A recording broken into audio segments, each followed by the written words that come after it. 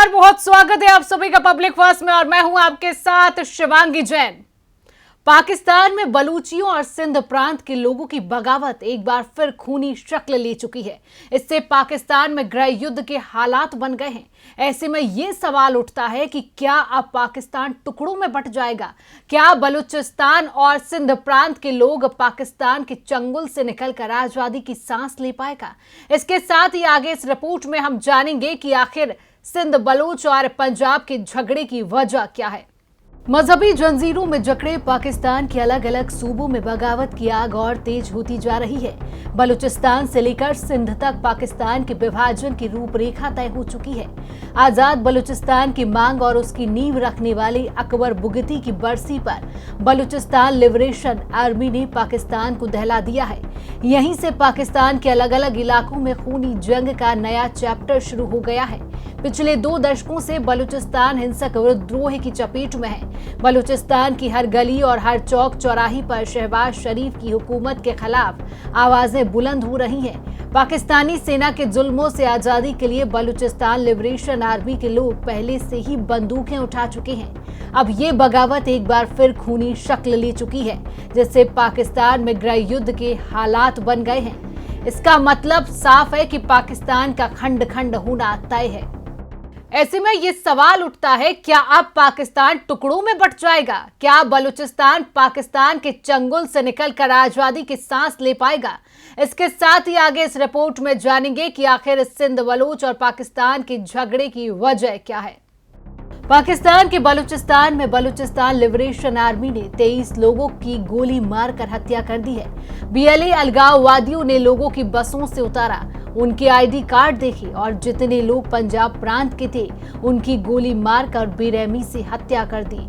लंबे समय से धर्म और जाति के आधार पर जल रही पाकिस्तान के बलूचियों ने हथियार उठा लिए हैं और खूनी जंग का नया चैप्टर शुरू कर दिया है।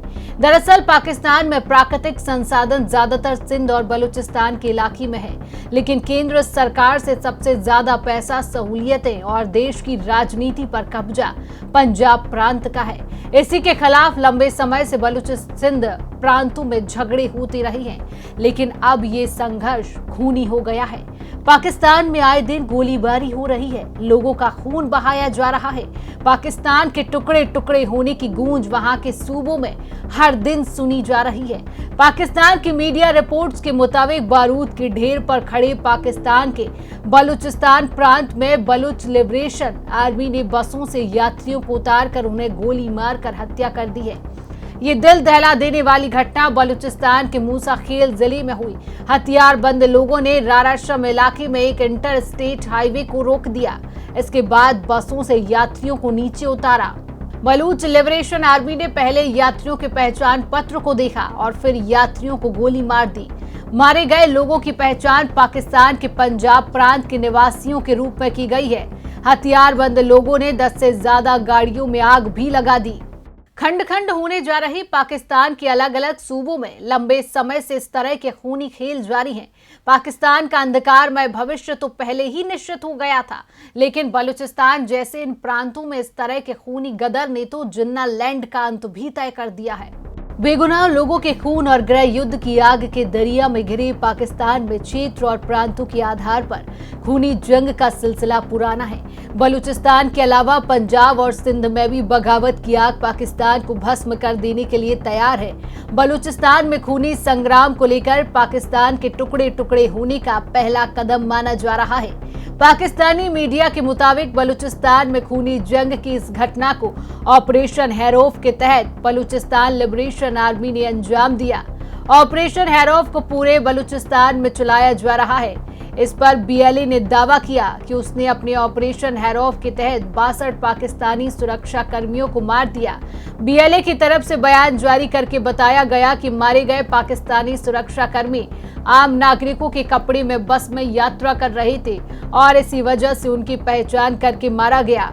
बलूचों ने एक रेलवे ब्रिज को भी उड़ा दिया है। कहा जा रहा है कि बलूचों ने अपने नेता नवाब बुगटी की याद में इस हमले को अंजाम दिया है। पाकिस्तान के अंदरूनी हालात इस कदर खराब हैं कि इनके टुकड़े टुकड़े होने में अब कोई शक नहीं है। खुद पाकिस्तानी भी मानते हैं कि जिन्नालैंड गृह युद्ध की कगार पर खड़ा है। बगावत, आतंकवाद और दुश्मनों से पाकिस्तान पूरी तरह से घिर गया है। भारत में मोदी सरकार आने के बाद से ही पाकिस्तान के बुरे दिन शुरू हो गए हैं और अब कभी भारत के टुकड़े करने का ख्वाब पालने वाला पाकिस्तान अब खुद टुकड़े टुकड़े होने की कगार पर पहुंच गया है। तो फिलहाल के लिए इस खास कार्यक्रम में इतना ही। देश और प्रदेश की तमाम खबरों को जानने के लिए आप देखते रहिए पब्लिक फास्ट। नमस्कार।